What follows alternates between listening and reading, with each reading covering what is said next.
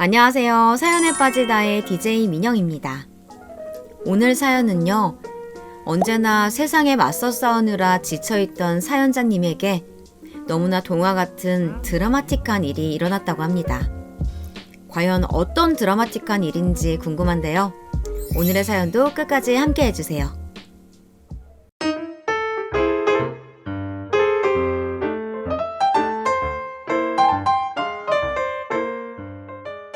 안녕하세요. 저는 30대 후반 여자입니다. 가끔 사연을 듣다 보면 사연자분들이 항상 평범한 30대 여자입니다 라고 소개하시는데요. 저는 그렇게 소개하고 싶어도 못하겠더라고요. 저는 평범하다고 말하기에는 태어날 때부터 평범한 거라고는 단 하나도 없었거든요. 사실 저는 어릴 때부터 시설에서 자랐습니다. 흔히들 말하는 보육원이죠. 저는 태어난 지 얼마 되지 않아서 바로 버려져서 시설에 왔다고 하더라고요. 사실 신생아 때 시설로 오게 되면 대부분 입양 1순위 조건이라 거의 다 입양이 되곤 하는데 저는 이례적으로 19살 때까지 입양이 되지 않았어요. 그 이유는 딱 하나였죠. 바로 제가 혼혈이라는 게 이유였습니다. 이제 제가 왜 평범하다고 할 수 없는지 이해가 좀 되시나요? 저는 태어나자마자 버려진 혼혈아였습니다. 그것도 저를 낳아주신 부모님 중 한 분이 흑인이셨던 것 같아요. 피부색은 검은색에 가까웠고 눈동자는 하늘색이었습니다. 어느 거 하나 무난한 것이라고는 없었죠. 거기다가 저는 소도시에 있는 작은 보육시설에서 자랐기 때문에 더욱 사람들의 이목을 끌 수밖에 없었어요. 옆집, 앞집, 뒷집 할 거 없이 서로들 다 알고 지내는 동네 특성상 저 같은 외모는 흔치 않았으니까요. 어린 시절에는 친구를 사귀기도 힘들었어요. 놀림도 많이 받았고요. 학창시절 내내 학교에 가기 싫을 정도였습니다. 헐, 보육원은 화장실도 없냐? 너 좀 씻어. 얼마나 안 씻으면 얼굴이 그렇게 까매지냐? 혹시 연탄 발랐냐? 에이, 무시가. 안 씻은 게 아니라 튀기잖아, 튀기. 우리 엄마가 그랬는데 튀기는 얘네 엄마가 딴 나라 남자랑 결혼해서 애 낳은 거라던데? 근데 너는 왜 부모가 없냐? 엄마가 낳아놓고 보니까 얼굴 이상해서 설마 엄마가 버린 거냐? 튀기라고? 요즘 사람들은 아마 들어본 적도 없는 단어들일 거예요. 튀기니 잡종이니 저는 어릴 때부터 수도 없이 많은 그런 말들을 들으면서 자랐습니다. 심지어 제가 지나가면 애들뿐만이 아니라 어른들까지도 그렇게 부르기도 했어요. 그런 애들을 혼내주셔야 할 어른들이 말이죠. 어머, 너는 어느 나라에서 왔니? 엄마가 깜둥이야? 아니면 아빠가 깜둥인가? 너 그럼 영어 무지 잘하겠다. 저는 저도 모르는 걸 주변에서 자꾸만 물어보니 어떨 때는 화가 났습니다. 딱히 대답할 말도 없는데 자꾸만 제 외모만 가지고 이야기하니까요. 뭐야? 얘는 왜 어른들이 말하는데 대답을 하네? 너 한국말 못하니? 못 알아들어? 그러면서 왜 한국에서 살아? 너희 나라 가서 살아야지. 어릴 때부터 별의별 일을 다 겪으면서 크다 보니 어린 시절부터 저는 자연스레 말이 없었습니다. 그리고 어린 마음에 어떨 땐 차라리 듣지를 못하던지 아니면 말이라도 할 줄 몰랐으면 좋겠다는 생각까지 한 적도 있었어요. 그러면 저런 말을 알아듣지도 못하고 대답하지 않아도 되니까요. 그래도 그나마 다행이었던 건 제가 보육원에서 함께 자란 친구들이 있다는 것이었습니다. 워낙 어릴 때부터 동고동락하며 힘든 일들을 함께 나누며 살다 보니 누구보다 서로를 아끼며 끔찍하기만 했던 학창시절을 굳게 버티며 살 수 있었습니다. 그렇게 저는 남들보다 유별난 학창시절을 보낸 것 치고도 그렇게 삐뚤어지지 않고 바르게 잘 자랐습니다. 어릴 땐 거울을 볼 때마다 싫을 정도로 놀림을 받았던 제 외모가 나이가 들면 들수록 사람들에게 많은 관심을 받으면서 어느새 장점이 되어 있었으니까요. 여자치고는 많이 큰 키에 워낙 이국적인 외모를 가지고 있었으니 어딜 가나 시선이 집중되고는 했습니다. 덕분에 대학 때는 전단지 모델이나 쇼핑몰 피팅 모델 아르바이트를 하면서 그 돈으로 학비까지 낼 수 있을 정도로 많이 벌었어요. 와, 사진 너무 예쁘다. 너 입는 옷마다 다 잘 어울려. 열심히 하면 진짜 유명한 모델 될 수도 있겠는데? 모델은 무슨, 하루라도 빨리 돈부터 모아서 집도 이사하고 고정으로 월급 따박따박 주는 회사에 취직부터 해야지. 모델 아르바이트라는 게 사실 재미도 있고 한 번에 돈도 많이 벌 수 있어서 좋긴 했지만 꾸준하게 할 수 있는 일은 아니다 보니 저는 하루라도 빨리 취직을 해야 했습니다. 그 당시에 보육원에서 나오자마자 얻은 빚 한 점 들어오지 않는 지하 월세방에 혼자 살고 있었거든요. 사실 저는 대학도 그냥 그런 전문대를 간신히 졸업했고 성적이나 스펙 같은 건 쌓을 틈도 없이 돈만 버느라 바빴기 때문에 사실 취업이 쉽지만은 않았어요. 거기다가 제 특이한 외모도 한몫했죠. 그런데 그래도 사람이 죽으란 법은 없는지 대학 때 모델 아르바이트를 한 게 도움이 됐습니다. 우연히 이력서를 넣은 백화점에서 연락이 왔더라고요. 세상이 얼마나 좁은지 대학 시절 저를 모델로 써주셨던 지인분이 백화점 매장 채용 담당자로 계셨더라고요. 이력서에 붙은 제 사진을 보자마자 딱 알아보시고 저를 꼭 채용해야겠다고 생각하셨대요. 예전에 함께 일할 때도 저처럼 밝고 성실한 사람은 어딜 가나 잘 될 거라고 응원하고 있었다고요. 그렇게 회사 생활을 시작한 저는 제 모든 것을 걸고 열심히 했습니다. 그런데 매장에서 일하다 보니 제가 저에 대해 모르고 있던 것이 있더라고요. 바로 제가 생각보다 영업과 서비스에 재능이 있었어요. 저는 매장에서 일하는 몇 년 동안 실적도 잘 만들어가고 일에도 재미를 붙여가고 있었습니다. 그런데 사실 명품 매장이라는 특성상 언제나 좋은 일만 있지는 않았어요. 오랫동안 일을 했어도 적응되지 않는 게 진상 고객들을 만나는 것이었습니다. 바로 그날도 그런 최악의 날 중 하나라고 생각했어요. 그런데 나중에 생각해보니 어쩌면 제 인생에서 가장 드라마틱한 날이었을지도 모르겠다 싶더군요. 저는 그날 바로 제 미래의 남편을 만났거든요. 그러니까 여기 담당자 나오라고 담당자. 너희 같은 초짜들 말고 여기 매장에서 제일 높은 사람 나오라니까? 고객님, 제가 여기 매장 매니저인데요. 무슨 일 때문에 그러세요? 저희 직원이 혹시 실수라도 했나요? 뭐야, 여기 매장 매니저가 외국인이었어? 암튼 당신은 알지?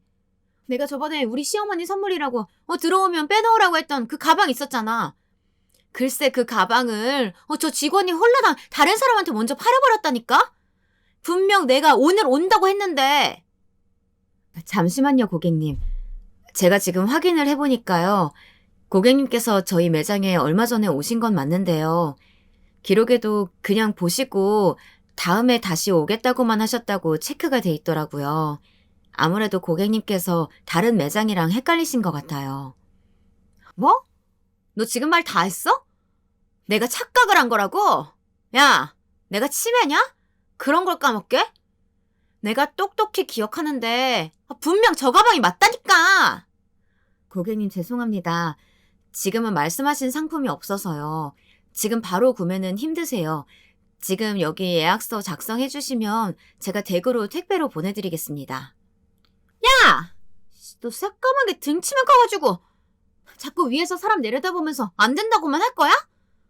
아씨, 하도 올려다 보니까 목 아파 죽겠네. 그렇게 죄송하면 아예 무릎 꿇고 얘기를 하던가. 정말이지 말이 안 통하는 손님이었습니다. 나이도 많지 않은 분이 제게 외모 비하를 하는 것도 모자라서 아주 대놓고 갑질까지 하셨어요. 저는 아무래도 안 될 것 같아서 백화점 경호팀을 부르기로 했습니다. 그런데 그때 매장 안으로 누군가 들어오더군요. 형수, 여기서 뭐 하는 거예요? 엄마 선물만 사서 빨리 나온다더니 설마 백화점에서 무식하게 직원들한테 갑질 뭐 이런 거 하고 계셨던 건 아니죠? 갑자기 들어온 남자가 진상 고객을 형수라고 부르면서 제 앞을 가로막고 섰습니다. 그러고는 조금 전까지 있었던 일을 매장 밖에서 계속 지켜보고 있었는데 자신의 형수라는 사람에게 설마 지금까지 항상 그런 식으로 하신 거냐며 화를 내더라고요. 도련님, 갑질이라뇨. 그 가방 어머님이 되게 마음에 들어 하신 거라서 제가 꼭 선물하라고 미리 매장에다 얘기해 둔 거라니까요? 여기 있는 이 여자가 실수해놓고 모르는 척 오리발 내미니까 제가 정당하게 컴플레인을 하는 거죠. 제가 보기엔 형수가 제대로 예약도 안 해놓고 막무가내로 진상 떨고 계신 것 같은데요. 암튼 이쯤 하시고 그만하세요. 그리고 오수아 씨, 저기 위에 있는 가방 다 이 카드로 결제해 주세요. 그리고 오늘 있었던 일에 대해서는 제가 대신해서 사과드립니다. 남자 손님은 제 유니폼에 달린 명찰을 바라보며 제 이름을 꼭 집어 불렀습니다. 그러고는 가방을 꽤 여러 개 구매하셨어요. 오늘 일은 저희 매장 직원들에게 미안하다면서요. 저는 가방도 가방이었지만 그래도 그 정도에서 일이 잘 마무리되어서 다행이라고 생각했습니다. 그래서 평소와 같이 가벼운 발걸음으로 퇴근을 했습니다. 그런데 제게도 드라마에나 나올 법한 일이 생기기도 하더라고요. 글쎄 아까 그 진상 고객의 도련님이라고 했던 바로 그 남자가 저를 기다리고 있더군요. 오수아 씨? 정말 이렇게 만나게 될 줄은 꿈에도 몰랐네요. 만나게 돼서 너무 반갑습니다. 네? 저를 아세요? 저는 분명 오늘 매장에서 처음 본 남자였는데 남자는 전부터 저를 알고 있었던 것처럼 대하더라고요. 그런데 알고 보니 신기하게도 남자는 제가 대학 때 아르바이트로 찍었던 제약 광고를 우연히 본 적이 있답니다. 제가 했던 모델 아르바이트 중에 그래도 가장 큰 회사의 광고이긴 했지만요. 제가 알기로는 신문이나 잡지에 가끔 껴서 나오는 광고 전단 정도로 만들어진 걸로 아는데 그걸 도대체 이 남자가 어떻게 기억하나 싶었습니다. 어느 날 우연히 본 광고지 한 장이었는데 그 사진 속 외국인 모델에게 저도 모르게 첫눈에 반해서 하루 종일 얼굴이 아른거리더라고요. 그래서 도대체 그 모델이 누군지 혼자 막 찾아보고 그랬었어요. 그런데 너무 신기하게 몇 년 만에 백화점에서 당신을 본 거예요. 신기하긴 하네요. 사실 대학 때 모델 아르바이트를 많이 하긴 했었는데 전단 광고까지 찍은 건 그때가 딱 한 번이었거든요. 그런데 그걸 어떻게 기억하세요? 다른 사람들은 관심도 없었을 텐데. 남자의 말을 듣고 보니 신기하긴 했습니다. 다른 사람들은 관심 없이 스쳐 지나갔을 광고를 한 번 보고 저를 기억해줬다는 사실이 너무 고마웠어요. 그리고 남자는 막연하게 제가 분명 외국인 모델일 거라고 생각하고는 절대 만날 수 없는 사람이라고 생각했었답니다. 그런데 제가 한국인이었다는 사실도 너무 좋고 우연히 이렇게 마주치게 된 것도 너무 신기하다고 이야기해 주더라고요. 저는 지금까지 살면서 저에게 이렇게까지 자상하게 대해주는 남자는 처음이었어요. 제가 아무리 제 컴플렉스를 긍정적으로 극복하고 살고 있다고는 했지만 사실 제 조건만을 가지고 지금까지 해온 연애들은 정말 다 거지 같았거든요. 이렇게까지 말하고 싶지는 않았지만 만나는 놈들마다 다들 처음엔 제 외모만 보고 접근했다가 나중에는 흑인 혼혈이라는 걸 아무래도 부담스러워하기도 했고 거기다가 제가 보육원에서 자랐다는 사실까지 알게 되면 전과는 다르게 저를 대하더라고요. 아예 제 앞에서 대놓고 저를 무시하는 말을 한 놈도 있었어요. 너 설마 우리가 결혼이라도 할 수 있을 거라고 기대한 거야? 우리나라 엄마들 얼마나 고지식한지 알잖아. 아, 너는 엄마가 없어서 모르나? 그럴 때마다 그냥 저놈이 개자식인 거다라고 생각하기도 하고 혹은 똥 밟았다 생각하려고도 했지만 왜 자꾸 세상은 나를 이렇게 함부로 대하는 걸까 그런 생각에 힘들기도 했습니다. 처음엔 당연히 이 남자도 동화 속 백마탄 왕자처럼 제 앞에 짠하고 나타나 제게 온갖 달콤한 말로 꼬셔놓고는 결국 다른 남자들처럼 제 조건이 감당하기 힘들다며 떠나버릴 게 뻔하다고 생각했거든요. 그런데 그 이후로 만나면 만날수록 이 남자는 어딘가 좀 달랐습니다. 제 상황이나 사정을 알고도 오히려 제게 너무 힘들었겠다면서 앞으로는 자신이 무슨 일이 있어도 제 곁에서 제 편이 되어주겠다고 말하더라고요. 저는 어쩌면 이 남자라면 다르지 않을까 하는 그런 기대감으로 한 번 더 남자를 믿어보기로 하며 연애를 시작했습니다. 그런데 제 믿음이 이번엔 배신하지 않더군요.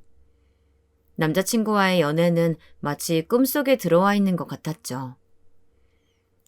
그런데 연애 기간이 길어질수록 걸리는 것이 있었어요. 처음 남자친구를 만났을 때 만났던 남자친구의 형수였죠. 저희 사이가 가까워질수록 계속해서 남자친구는 제게 결혼 이야기를 했는데 아무래도 남자친구의 가족들이 저를 받아주시지 않을 것만 같았어요. 그런데 알고 보니 남자친구는 사형제 중 막내더라고요. 거기다가 형들은 모두 다 일찌감치 결혼해서 형수가 셋이나 있었습니다. 제가 그때 매장에서 만났던 진상 손님은 다름 아닌 제일 큰형의 아내였더라고요. 남자친구는 자신의 형수들이 유난스럽기는 하지만 그래도 부모님께서는 굉장히 좋으신 분들이라 언젠간 저의 편이 되어주실 거라면서 걱정하지 말라고 하더라고요. 하지만 아무래도 큰 동서와의 첫 만남이 좋지만은 않았으니 과연 제가 잘 지낼 수 있을까 엄두가 안 나는 것은 물론이었고 조금 겁까지 났습니다. 그런데 예비 시댁 식구들과의 첫 식사 자리에서부터 뭔가 예사롭지 않았습니다. 예비 시부모님, 아주버님들, 동서들까지 모두 다 둘러앉았었는데 예비 동서 3명은 모두 다 저를 바라보는 눈빛이 매섭더라고요. 아무래도 큰 동서가 저에 대해 전한 말이 있었을 테니 그럴 수도 있겠다 싶었습니다. 우리는 구면이죠? 그때는 내가 실수했어요. 우리 어머니께 꼭 선물해드리고 싶었던 가방이라 내가 너무 흥분해서 그만 평소랑 다르게 오버를 좀 했네요. 기분 나빴다면 사과할게요. 아닙니다. 충분히 서로 오해할 수 있는 상황이었죠. 암튼 우리 큰며느리가 시부모님 일이라면 원래 앞뒤 안 가리고 잘하려고만 하는 게 있어. 그래도 우리 가족이랑 수아 씨가 인연이 되려고 그런 일이 있었나 보다. 그런 일 아니었으면 우리 막내랑 수아 씨가 어떻게 만날 수 있었겠어요? 그러게요. 어떻게 보면 형님이 막내 도련님이랑 수아 씨 오작교 역할 한 거네요. 예비 시부모님과 함께한 식사 자리에서 이야기를 나누다 보니 그래도 제가 너무 걱정하고 있었던 것보다는 다들 좋으신 분들 같아 보였어요. 무엇보다 예비 시어머니는 굉장히 고상하고 단아해 보이셨습니다. 그리고 흔한 고부관계처럼 보이지는 않았어요. 동서 3분과의 관계도 너무 좋아 보이셨죠. 그런데 식사 자리가 끝나고 자리를 정리하는데 저는 뭐라도 좀 도와드리고 싶어서 그릇을 정리해서 쟁반을 들고 주방으로 들어갔습니다. 그런데 그만 듣지 않았으면 좋았을 동서들끼리의 대화를 듣고야 말았습니다. 아무리 그래도 우리가 매일 쇼핑하러 다니던 백화점 직원이랑 한 식구가 된다는 게 말이 돼요? 어디 그뿐이에요? 거기다가 부모가 누군지도 모르는 고아라잖아요. 아우, 도련님은 아무튼 취향이 진짜 특이하다니까요. 어떻게 근본도 모르는 저런 여자가 좋다고 결혼까지 하겠대요. 형님이 어머니께 뭐라고 얘기라도 좀 하셔야 되는 거 아니에요? 그러니까 남들이 알면 우리 집을 얼마나 무시하겠어요. 우리 애들은 또 어떻고요? 아무리 요즘은 다문화라고 차별하지 말라고 한다지만 어디 그게 쉬워요? 나라고 뭐 저 키만 막대기처럼 큰 저 새까만 년이랑 동서지간으로 살고 싶겠어? 그런데 어떡해. 어머님 아버님이 다 뭐라고 안 하시는데 내가 괜히 나섰다가 우리 남편한테 불이익이라도 생기면 동서들이 책임질 거야? 그런데 어머니 아버님도 이상하시지 않아요? 우리 결혼할 때는 엄청 까다롭게 구시더니 상견례 때도 얄짤 없으시더만. 막내 도련님은 저런 말도 안 되는 여자를 데려왔는데 결혼도 허락해 주시고 도련님 승진까지 시켜주셨잖아요. 알고 보니 남자친구네 형제들은 나름대로 경영권 싸움을 하고 있었습니다. 예비 시아버지께서 공장을 몇 개 가지고 계셨는데 아들 넷이 모두 다 그곳에서 다들 한 자리씩들을 맡고 일하면서 눈에 보이지 않는 기싸움을 은근히 하나 보더라고요. 그러다 보니 동서들도 겉으로 보기에는 사이가 좋아 보이는 것처럼 보였지만 알게 모르게 그 안에 눈에 보이지 않는 경쟁들이 있었던 것 같아 보였습니다. 사실 동서들이 한 말이 다 틀리지는 않았어요.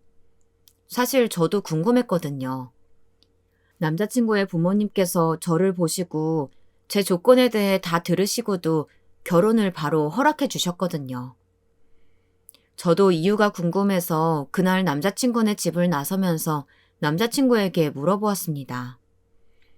부모님께서 저에 대해 따로 한마디도 묻지 않으시고 어떻게 바로 결혼을 허락해 주실 수가 있냐고요. 그러자 남자친구에게서 돌아온 대답은 의외였습니다. 사실 이건 형수님들은 모르시는 건데 우리 어머니가 입양하셨어. 어릴 때 자기처럼 시설에서 지내다가 미국으로 입양을 가셨는데 그때 입양해 주신 부모님들이 두 분 다 흑인이셨거든. 그래서 내가 미리 자기에 대해 말씀드렸을 때 어머니가 너무 안쓰러워하셨어. 그래서 어머니가 아버지도 설득해 주셨고. 저는 남자친구에게 이야기를 듣는 내내 눈물이 왈칵했습니다. 제가 남자친구를 만난 건 정말 바짝 말라 있었던 가뭄 같던 제 인생의 단비가 아닐까 그런 생각이 들었을 정도였죠. 한편으로는 제가 이 남자와 결혼을 꿈꾼다는 자체가 염치 없고 욕심이 과한 건 아닐까 싶기도 했습니다. 그런 마음이 들수록 앞으로 남자친구와 더 보란듯 잘 사는 모습을 보여드리며 시부모님께도 잘해야겠다고 생각했습니다. 저희는 그렇게 결혼식을 올리고 꿈만 같은 신혼생활을 보냈습니다. 제게도 가족이 생기고 유일한 제 편이 생겼다는 것만으로도 저는 전보다 훨씬 더 안정적인 삶을 누리며 살 수 있었습니다. 그런데 역시나 제가 우려했던 점은 쉽게 해결될 기미가 보이지는 않았어요. 바로 동서들과의 관계였죠. 시댁 주변으로 형제들은 다들 10분 거리 안에 가깝게 살았어요. 그러다 보니 동서들은 아주 시도 때도 없이 자주 모였는데요. 첫째, 둘째 동서는 결혼 시기도 비슷했고 아이들도 둘씩이나 있었는데 조카들 나이도 비슷해서 거의 매일 만나는 것 같더라고요. 그리고 셋째 동서는 저보다 2년 정도 빨리 결혼은 했는데 아직 아이는 없었습니다. 거기다가 저와 나이 차이도 얼마 나지 않아 제 딴에는 가깝게 지내보려고 노력해봤는데요. 셋째 동서는 언제나 첫째, 둘째 동서 곁에 찰싹 붙어서 제게는 자꾸만 거리를 두려고 했습니다. 그것도 아주 티나게요. 그런데 옆에서 지켜보다 보니 동서들의 세계에도 눈에 보이지 않는 질서와 서열 같은 것이 묘하게 있었습니다. 첫째, 둘째 동서가 겉으로 보기에는 굉장히 친한 것처럼 보였지만 알게 모르게 서로 경쟁하고 있긴 하더라고요. 아무래도 시아버지께서 아직 모든 결정권을 가지고 계시다 보니 각자 자신들의 남편을 시아버지의 뒤를 잇게 하기 위해 시어머니나 시아버지에게 점수를 따려고 굉장히 노력하시는 것 같더라고요. 누가 시키지 않아도 알아서 식사 준비나 집안일을 도우러 시댁에 매일 들르기도 하고 선물 공세도 많이 하는 것 같았죠. 그러다 보니 정작 본인 집이나 아이들 돌보는 것까지 다 신경 쓰기 쉽지 않다 보니 그런 일들은 셋째 동서에게 많이 시키는 것 같았어요. 그런 상황에서 셋째 동서도 양쪽으로 오가며 줄타기를 하다가 이제 제가 생겼으니 저를 부려먹으려고 하는 것 같았죠. 동서, 형님들이 다들 애들이 둘씩이라 매일 애들 등하교에 학원 스케줄까지 있어서 정신없이 바쁘거든. 그래서 지금까지는 내가 왔다 갔다 도와드렸었는데 앞으로는 동서도 알아서 눈치껏 도와드려야 할 거야. 모르면 그냥 내가 시키는 대로만 하면 되고. 알았지? 뭘 어떻게 도와드려야 하는데요? 간단해. 뭐 애들 등교나 학원 시간 맞춰서 대신 데려다주고 데려오고 그리고 가끔 형님네 집에 가서 뭐 청소나 빨래도 좀 돌려주고 반찬이나 찌개 해서 각각 나눠다 드리기만 하면 돼. 어때? 쉽지? 네? 그걸 왜 굳이 우리가 해야 되는데요? 형님들이 충분히 하실 수 있는 일인 것 같은데 만약 바쁘시다면 뭐 조금씩 도와드릴 수는 있어도 그걸 어떻게 매일 해드려요? 저는 이해가 되질 않았습니다. 그래서 조심스레 꼭 그렇게까지 해야 하는 거냐고 물었죠. 그런데 셋째 동서는 그런 제가 이해가 되지 않는다는 듯 오히려 어이없어 하더군요. 말했잖아. 눈치껏 해야 된다고. 동서는 머리가 나쁜 거야? 눈치가 없는 거야? 어차피 앞으로 첫째 아주버님이나 둘째 아주버님 둘 중에 한 분이 아버님 뒤 이어서 대표가 되실 텐데 우리도 나중 생각해서 줄을 잘 타야지. 네, 그랬습니다. 저희 동서들은 남편의 위치가 곧 시댁에서 자신의 위치라고 생각하는 것 같아 보였어요. 누가 그렇게 하라고 시킨 것도 아니었는데 마침 왕자를 갖기 위해 정치 싸움을 하는 왕자들을 내조하는 아내들 같아 보였죠. 셋째 동서 말로는 형님들은 시아버지의 눈에 들기 위해서 시아버지께서 아주 예전부터 좋아하시던 단팥빵이나 막걸림 같은 것들을 공수하기 위해 새벽부터 운전해서 지방에 다녀오기도 하고 아버님 건강이 좀 안 좋으시다고 하면 팔방으로 소소문해서 약재나 병원까지 알아봐서 모시고 가기도 하신다더라고요. 그러니 어쩌겠어. 우리처럼 순서도 안 오는 셋째, 넷째는 차기 사모님을 위해서라도 열심히 쫓아다니면서 잘 보이기라도 해야지. 물론 저는 셋째 동서의 말에 전혀 공감할 수는 없었지만 이미 제가 이 집안에 들어와서 가족들과 잘 지내보겠다고 마음먹은 이상 잘 버텨보자 싶었습니다. 사실 너희 시아버지가 너희 남편을 무지 이뻐해. 그런데 아무래도 자식이 많다 보니까 조금만 편애해도 애들이 난리가 나잖아. 그래서 아버지 나름대로 공평하게 한다고 위아래 상관없이 하는 건데 그게 오히려 아들들 경쟁을 부추겼냐 보다. 그래서 며느리끼리라도 사이좋게 지내야 더 큰 싸움 안 나는 거야. 형님들이 저를 끼워주실까요? 끼워줄 때까지 기다리면 안 되지. 알아서 네 밥그릇은 네가 챙겨야지. 힘들어도 단순히 가족이라고만 생각하면 안 되고 이것도 하나의 사회생활이라고 생각하고 잘 지내려고 노력해야 돼. 친정부모님이 안 계신 저로서는 동서들 때문에 힘들 때마다 찾아갈 곳이 없었어요. 남편이야 언제나 제 편이었지만 괜히 동서들과 있었던 일을 잘못 이야기했다가는 형제들끼리 의라도 상하게 될까봐 신경 쓰여 말을 아끼게 되더라고요. 그런데 시어머님은 그런 제 마음을 아셨는지 항상 먼저 제게 불편한 것은 없는지 힘든 일은 없는지 물어봐 주셨어요. 그럴 때마다 형님들과 어떻게 하면 친해질 수 있는지에 대해서 시어머님께 상담을 하고 나면 언제나 올바른 조언을 해주셨죠. 그런데 어머님 말씀대로 제 밥그릇 챙기기가 사실 여간 어려운 게 아니었습니다. 동서들은 웬만하면 저를 끼워주질 않았거든요. 그러던 어느 날이었습니다. 동서들이 모이기로 했다는 소식을 듣고 저도 함께하기 위해서 큰맘 먹고 제가 먼저 단톡방을 만들었습니다. 그리고 동서들에게 연락했어요. 오늘은 제가 커피를 사서 한번 형님네 집에 놀러 가겠다고요. 저는 집 근처에 커피숍에 가서 먼저 커피를 사갈까 싶어 단톡방에 어떤 커피를 사갈까요? 물었습니다. 그러자 동서들은 말없이 계속 이모티콘만 보내면서 웃기 시작했습니다. 저는 도대체 뭐가 웃긴 건지 전혀 모르겠더라고요. 동서, 설마 애들 학교 앞에 그 메뉴 엄청 많은 저가형 커피숍에서 우리 먹을 커피 사겠다고 하는 건 아니지? 네, 거기 맞는데요. 여기가 메뉴도 많고 해서 드시고 싶은 거 사가려고 했는데 형님들은 여기 별로세요? 저는 가족들끼리 만나 커피 한잔 하는데 저가든 고가든 무슨 상관이 있나 싶었습니다. 그런데 제 호의는 아기가 되어 돌아오더군요. 동서들은 아직도 막내 동서한테 우리 스타벅스만 먹는다고 얘기 안 한 거야? 우리 가족이 됐으면 당연히 그거부터 다 알려줬어야지. 막내 동서는 친정도 없어서 뭐 아무래도 보고 배운 거 없이 자랐을 텐데. 우리라도 좀 이것저것 친절하게 알려줘야 되지 않겠어? 죄송해요, 형님. 제가 막내 동서한테 잘 일러줬어야 됐는데 제가 생각이 짧았어요. 동서, 내가 따로 겐톡으로 형님들 좋아하시는 메뉴 보내줄 테니까 그것부터 달달 외워. 알았지?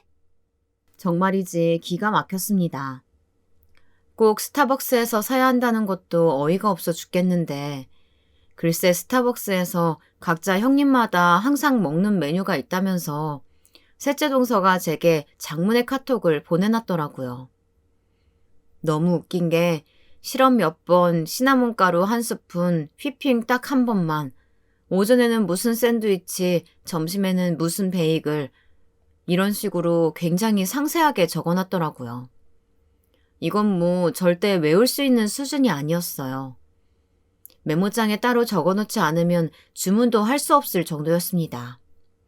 사실 저희 시댁이 무슨 드라마에나 나오는 재벌가도 아니고 그냥 대대로 공장 몇 개 하고 계신 정도였는데 동서들은 무슨 자신들이 드라마 속 나오는 재벌가 며느리라도 되는 것처럼 잔뜩 오바를 하고 있더라고요. 자기들끼리 은근 서열을 만들어 놓고 즐기는 것 같아 보였죠. 거기다가 항상 제가 부모 없이 자라서 뭘 모른다며 대놓고 무시하면서 말이죠. 사실 저도 사람인지라 속으로는 너무 안 잊고 왔지만 어쩌겠어요. 저는 이왕 동서들과 잘 지내기로 마음먹은 거 한번 참을 수 있을 때까지 참아보자 싶었습니다. 그래서 아침부터 꾹 참고 스타벅스에 가서 셋째 동서가 보내준 메뉴대로 주문을 했습니다. 그러고는 커피와 샌드위치를 들고 큰형님네 집으로 향했습니다. 그런데 제가 집에 도착했을 때 이미 다들 모여서 뭐가 그렇게 재미있는지 손바닥을 치고 집이 떠내려가라 웃고 있더라고요.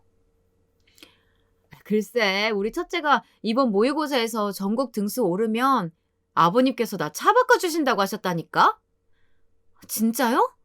아니, 우리 첫째도 지난번 중간고사 등수 무지 올랐는데? 왜 형님만 바꿔주신대요? 나도 차 산 지 5년 넘어서 상태 안 좋은데. 동서도 5년 전에 느즈마키 둘째 나왔을 때 아버님이 사주신 거였잖아. 내 차는 원래 내가 결혼 전부터 타던 차고. 결혼하고 나도 차는 처음 받는 거라고. 어머, 형님들 제 앞에서 너무 하시는 거 아니에요? 저는 아직 아예 차도 없는데. 동서도 그러니까 빨리 애부터 만들어. 그러다가 막내 깜둥이가 먼저 애라도 가지면 어떡하려고 그래? 에이, 그거는 절대 안 되죠. 만약에 진짜 그렇게 되더라도 형님들은 무조건 제 편 들어주셔야 돼요. 어머님께 얘기해서 막내는 아무것도 사주지 말라고 하셔야 돼요. 아셨죠? 당연하지. 우리가 지금까지 어떻게 이 집에서 버텨가지고 이 자리를 지켜왔는데 어디서 왔는지도 모르는 굴러들어온 년한테 밀리면 되겠어? 우리는 어쨌든 셋이 똘똘 뭉쳐서 한 편 먹어야지. 저는 동서들끼리 하는 이야기를 다 들어놓고도 애써 모르는 척하면서 들어갔습니다. 형님들 벌써들 와 계셨네요. 여기 커피 사왔어요. 커피 드세요. 이게 뭐야? 나는 겨울엔 무조건 뜨거운 거라고 했잖아. 지금이 여름이야? 나더러 찬 거 먹고 얼어 죽으라는 거야, 뭐야? 형님, 이거 보세요. 형님이 보내주신 톡에 여름이든 겨울이든 얼죽아라고 적어 놓으셨잖아요. 저도 웬만하면 동서들 비율을 맞춰보려고 노력했습니다. 그런데 기껏 양손 가득 짐을 들고 온 사람한테 보자마자 말도 안 되는 꼬투리를 잡으니 저도 그냥 넘어갈 수가 없더군요. 내가? 짜증나. 형님 거랑 바꿔서 썼네. 암튼 내가 아무리 잘못 쓰긴 했어도 이 날씨에 설마 아이스를 먹겠어? 동서는 가만 보면 참 센스가 없어. 형님이 실수하시고는 센스라뇨. 앞으로는 뭘 시키려면 형님도 좀 제대로 알려주세요. 어릴 때부터 차별, 편견 속에서도 굳건하게 잘 살아온 저였지만 대놓고 저를 미워하고 무시하는 가족들 틈에서 버틴다는 건 생각보다 쉽지 않았습니다. 형님, 이번 명절 선물은 저희 쪽에서 준비하기로 했잖아요. 그런데 또 아버님께는 형님이 하신다고 하셨어요? 동서 웃긴다. 그런 거야 당연히 집안의 맏며느리가 준비하는 게 당연한 거지. 어디서 따지기를. 거기다가 동서들은 평소에는 남편들 일로 어떻게든 시아버지에게 잘 보이겠다고 서로 경쟁하며 마구 헐뜯다가도 저만 보이면 언제 그랬냐는 듯 하나로 똘똘 뭉쳤습니다.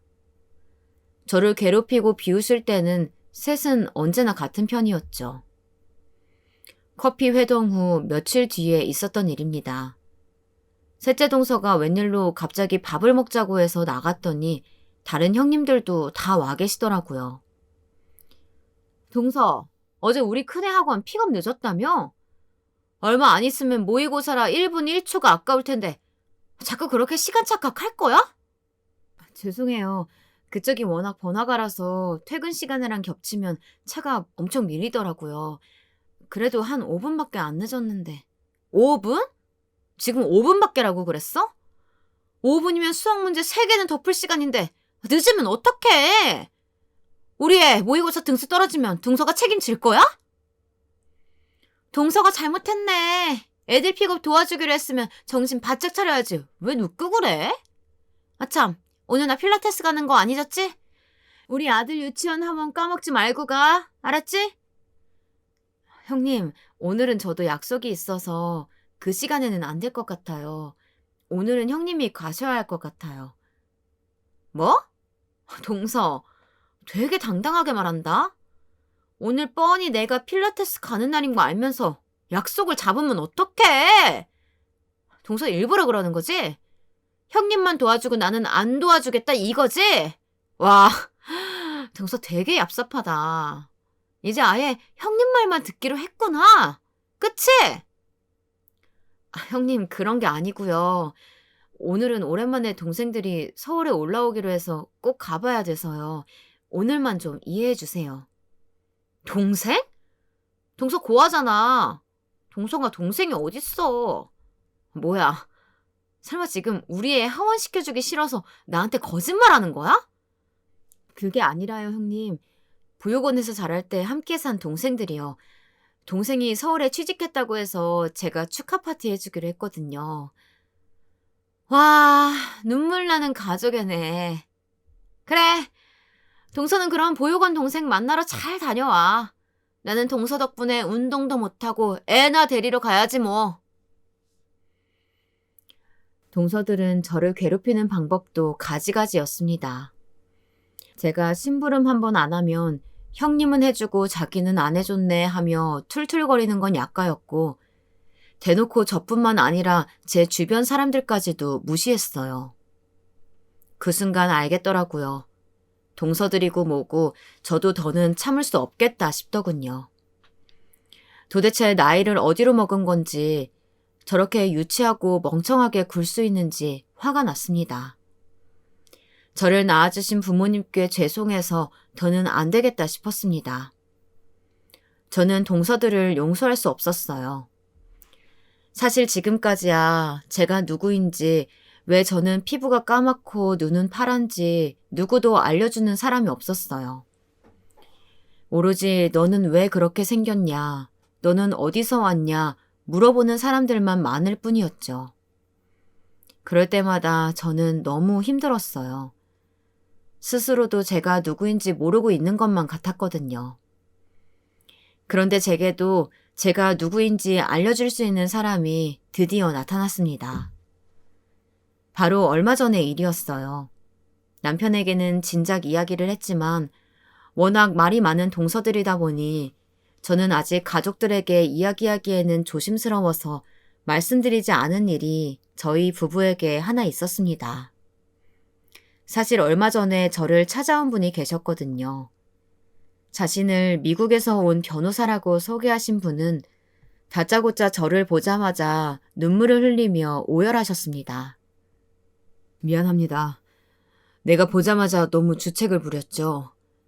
그런데 눈, 코, 입 모두가 다 아버님이랑 너무 똑같아서 놀랐어요. 저 멀리서 봐도 바로 알아볼 수 있겠어요. 누가 봐도 부녀지간이라고. 아버지라뇨? 설마 저를 낳아주신 분들을 아시는 거예요? 네, 드디어 저의 출생의 비밀이 풀어졌습니다. 저를 찾아온 변호사는 다름 아닌 저를 낳아주신 아버지의 담당 변호사셨어요. 아버지께서 저를 찾겠다고 한국인 변호사를 고용하신 거였죠. 저를 낳아주신 아버지는 미국인이셨는데 미국에서 오랫동안 무역 관련 사업을 하시던 분이랍니다.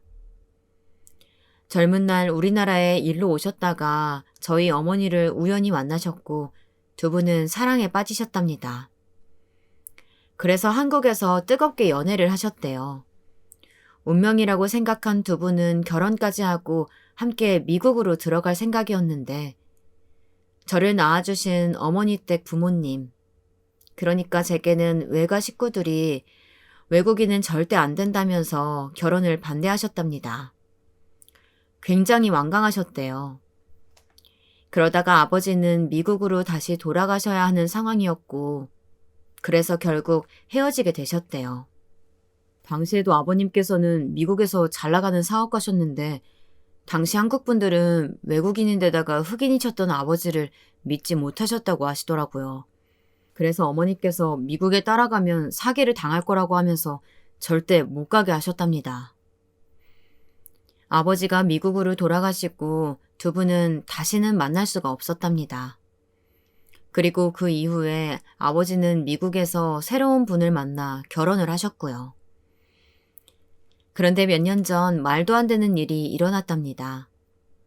안타깝게도 아버지께서 암에 걸려 시한부 판정을 받으신 거였죠. 그렇게 살 날이 얼마 남지 않자 아버지께서는 꼭 하고 싶었던 일이 있으셨답니다. 죽기 전 마지막 소원이 있으시다면서 젊은 시절 한국에서 헤어졌던 여자를 찾고 싶다고 하신 거예요. 꼭 한 번은 만나고 싶다면서요. 그래서 변호사를 고용해 한국에 들어가 당시 헤어졌던 여자에 대해 수소문하라고 시켰답니다. 그렇게 몇 개월을 고생한 끝에 할머니께서 살아계시다는 소식을 알게 된 아버지는 암으로 고생하시면서도 그 아픈 몸을 이끌고 한국에 오셨답니다. 그런데 한국에 들어오시자마자 그 집을 찾아갔는데 충격적인 사실을 듣게 되신 거예요. 부모님의 반대와 어쩔 수 없는 상황들로 인해 헤어졌던 바로 그 여자가 당시에 아버지의 아이를 낳았다는 소식을 들으신 거죠. 그럼 저를 낳아주신 어머니께서 헤어지기 전에 임신하셨다는 사실을 전혀 모르고 계셨다는 거예요? 그렇죠. 임신했다는 것도 아이를 낳았다는 것도 전혀 모르셨던 거죠. 저희 어머니께서도 아버지가 미국으로 돌아가시고 난 뒤 임신 사실을 아셨고 이름, 나이 말고는 아는 것이 없었으니 그 먼 미국까지 연락할 방법이 어디에도 없었던 거예요. 그런데 어머니께서는 가족들의 반대에도 저를 혼자 낳아 키우겠다고 하셨대요. 사랑하는 남자와는 가족들의 반대로 어쩔 수 없이 헤어졌지만 자신의 아이만은 어떻게든 꼭 지키겠다고요. 저는 이 이야기를 듣는 내내 오열했습니다. 그런데 도대체 저는 왜 보육원으로 보내지게 된 건지 이해할 수가 없었죠. 그런데 그 이유를 금방 알 수 있었답니다. 안타깝게도 당시에 임신 중이었던 어머니께서 조산기가 있어서 병원에 갔는데 병원에서는 아이와 산모 둘 다 위험할 수 있다고 했대요. 어머니께서는 어떻게든 아이를 살리겠다는 마음으로 수술을 했는데 제가 나오자마자 어머니께서는 쇼크로 돌아가셨답니다. 그렇게 제가 이 세상에 태어난 것이었어요.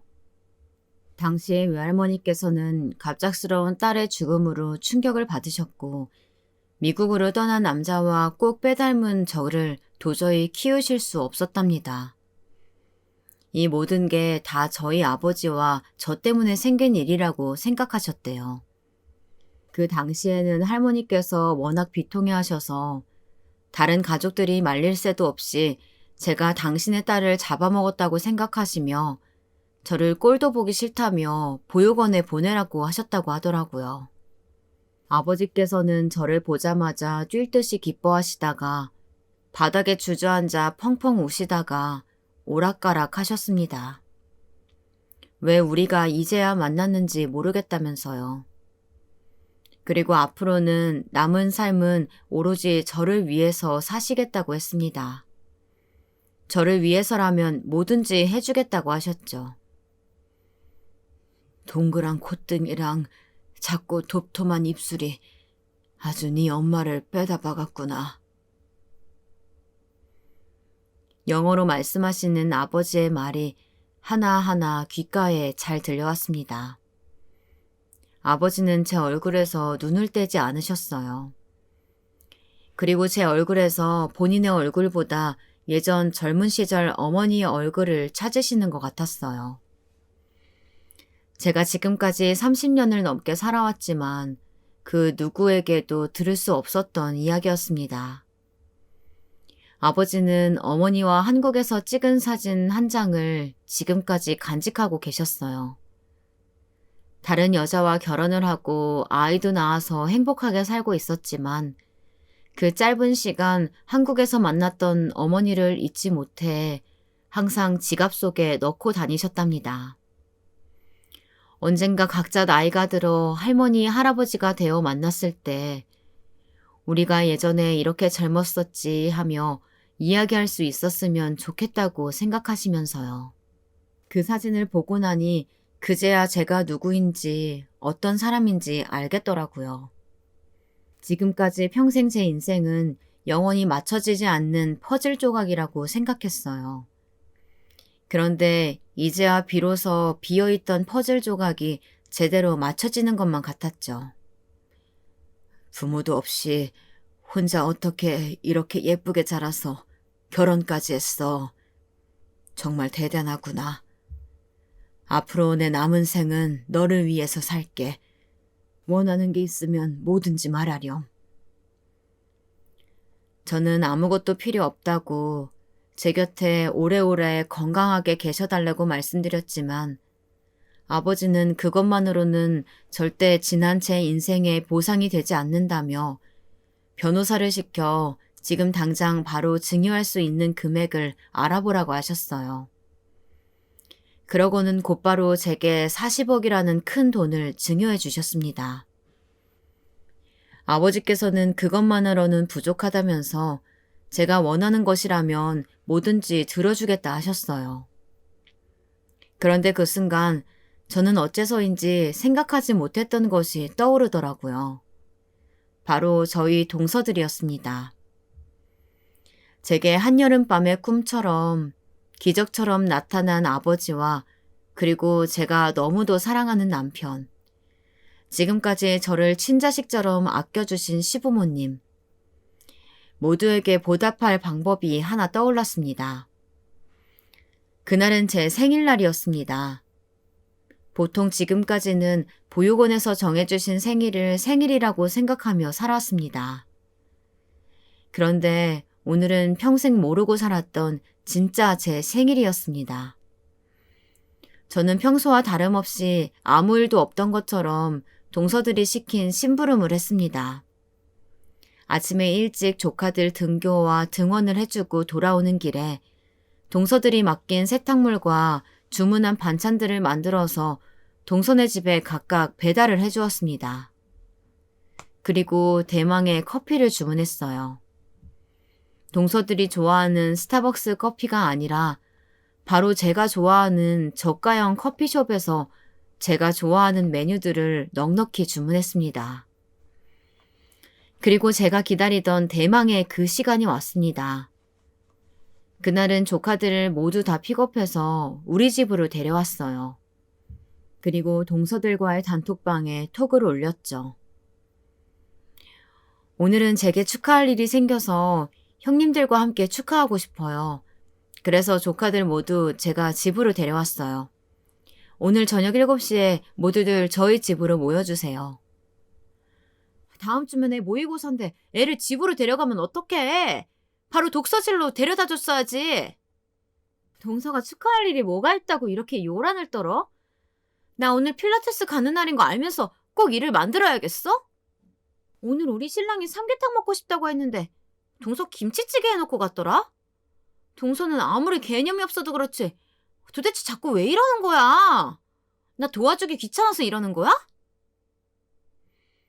제게 축하할 일이 생겼다는데도 단톡방에서 동서들은 누구 하나 무슨 일이냐고 묻지도 않더군요.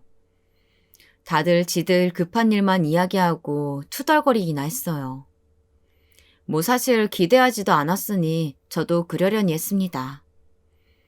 그래도 그날은 제가 이야기한 대로 다들 시간을 맞춰서 왔더군요. 저는 제가 미리 준비해둔 저가형 커피들을 테이블에 준비해뒀습니다. 그랬더니 역시나 그걸 보자마자 동서들은 다들 또 한마디씩 했습니다. 이게 진짜 지금까지 오냐오냐 좋게 대해줬더니 아주 이제 기어오르네? 너 일부러 우리 엿먹이려고 불렀지? 이 깜둥이 년이 아직도 급을 모르니? 우리가 같이 어울려주니까 같은 급인 줄 알아? 아, 형님, 참아요. 저게 아직 뭘 몰라서 그래요. 동서, 도대체 막내 교육을 어떻게 시킨 거야? 동서, 지금 제정신이야? 내가 커피 여기서 사지 말라고 했잖아. 스타벅스에서 커피 좀 사는 게 그렇게 어려운 일이냐고. 이럴 줄 알았습니다. 사람들이 참 일관성이 있으니 너무 고맙기까지 하더군요. 내버려둬. 거지 같은 게. 그 더러운 피가 어디 가겠어? 뭐요? 지금 거지라고 했어요? 더러운 피라고요? 이걸 보고도 그런 소리가 나와요? 저는 제 손에 꼭 쥐고 있었던 통장을 활짝 펼쳐서 동서들에게 보여줬습니다. 그러자 처음엔 그게 뭐냐고 왜 자신들에게 네 통장을 보여주냐고 짜증을 냈습니다. 그러다 셋째 동서가 자세히 제 통장을 들여다보고는 놀라서 입을 벌렸어요. 뭐야? 설마 40억이야? 동서 어떻게 40억이 있어? 이 돈 다 어디서 난 거야? 뭐? 40억? 무슨 소리야 도대체? 첫째 동서가 제 손에 통장을 낚아챈 바로 그때였습니다. 먼저 와 계셨던 저희 시부모님과 저희 아버지께서 방에서 나오셨어요. 너희 지금 이게 무슨 짓이야? 너희들 어른들 없을 때 막내한테 항상 이런 식으로 대한 거니? 어머니, 아버님, 거기 계셨어요? 네, 제가 다 계획한 대로였습니다. 명색이 제 생일인데 가족 모두를 불러 축하를 하고 싶었거든요. 시부모님을 보자마자 놀란 동서들은 자리에 선 채 어쩔 줄을 몰라 했습니다. 뭐 깜둥이? 어쩜 너는 큰며느리라는 게 동서들한테 그런 무식한 소리를 가르쳐? 우리 부모님도 두 분 다 흑인이야. 어디 나한테도 한번 그 더러운 소리 해보지 그래. 그 순간 케이크를 차들고 들어온 남편과 아주버님들도 들어오셨죠. 그리고 그때 모두가 있는 앞에서 저희 시아버지께서 허리를 숙여 저희 아버지에게 사과하셨습니다. 사돈, 죄송합니다. 제가 자식들 관리를 제대로 못해서 이런 일이 있는 줄도 모르고 귀한 따님을 고생시켰네요. 한국말을 잘 못 알아들으시는 아버지는 갑작스러운 시아버지의 사과에 어쩔 줄 몰라 하시다가 옆에서 변호사분이 통역을 해주시자 화가 나셨는지 얼굴을 붉히셨습니다. 너희들도 당장 여기 계신 막내 친정아버지에게 얼른 무릎 꿇고 사과드려. 어디서 가족끼리 피가 어떻고 급이 어떻고 하는 그런 개소리를 하는 거야. 내가 너희 가만둘 줄 아니? 죄송합니다. 죄송해요. 정말 잘못했습니다. 동서 미안해. 우리가 뭘 모르고. 동서들은 정말 바닥에 그대로 무릎 꿇고 앉아 저희 아버지에게 그리고 제게 사죄를 했습니다. 그런데 그 순간이었습니다. 저희 아버지께서 무릎을 꿇고 있는 동서들 팔을 잡아 힘겹게 일으키셨어요. 그리고 변호사에게 뭔가 이야기를 하셨죠. 대표님께서는 자신은 살 날이 얼마 남지 않은 사람이기에 누구를 미워하고 원망할 시간 같은 게 없답니다. 앞으로 따님과 행복하고 즐거운 일만 남기고 싶으시다면서 따님에게 드린 40억 말고 사돈의 공장에 30억을 투자하고 싶으시대요. 그리고 조건이 하나 있답니다. 30억을요? 아니, 무슨 조건이신데요? 당연히 들어드려야죠. 나중에 사돈께서 나이가 드셔서 회사에서 물러나게 되시면 형들 말고 딸과 사위에게 경영권을 일임해달라고 하시네요. 당연하죠. 네, 꼭 그렇게 하겠습니다. 그리고 따님 앞으로 미국에 있는 회사의 지분도 남기시겠답니다. 인생이란 정말 모르는 것이네요. 저는 바로 얼마 전까지만 해도 부모 없이 자란 혼혈 고아였는데 어느 날 갑자기 아버지를 만났다는 것만으로도 너무 행복했는데 글쎄 상속녀가 되어버렸네요. 그날 이후 저는 많은 것이 변했습니다. 저와 남편은 아버지를 모시고 젊은 날 어머니를 만났던 동네에 가서 즐거운 시간을 보냈습니다. 그리고 미국으로 함께 가서 아버지의 가족분들을 만났어요. 모두 저와 비슷한 얼굴을 하고 있더군요. 너무 신기하고 귀한 시간이었습니다. 그리고 저를 지키고 낳아주신 어머니에 대한 감사도 잊지 않았죠. 그렇게 미국에서 저는 새로운 가족들과 아버지의 임종을 지켰습니다. 지금까지의 인생을 함께하지 못했다는 아쉬움은 당연히 제 가슴속에 남아있지만 그래도 늦지 않게 만나 마지막을 함께할 수 있었다는 것만으로도 너무 행복했습니다. 저희 동서들은 어떻게 됐냐고요? 말해 뭐 하겠어요. 사실 자신들의 잘못을 뉘우친다는 건 동화에서나 나오는 일이었어요.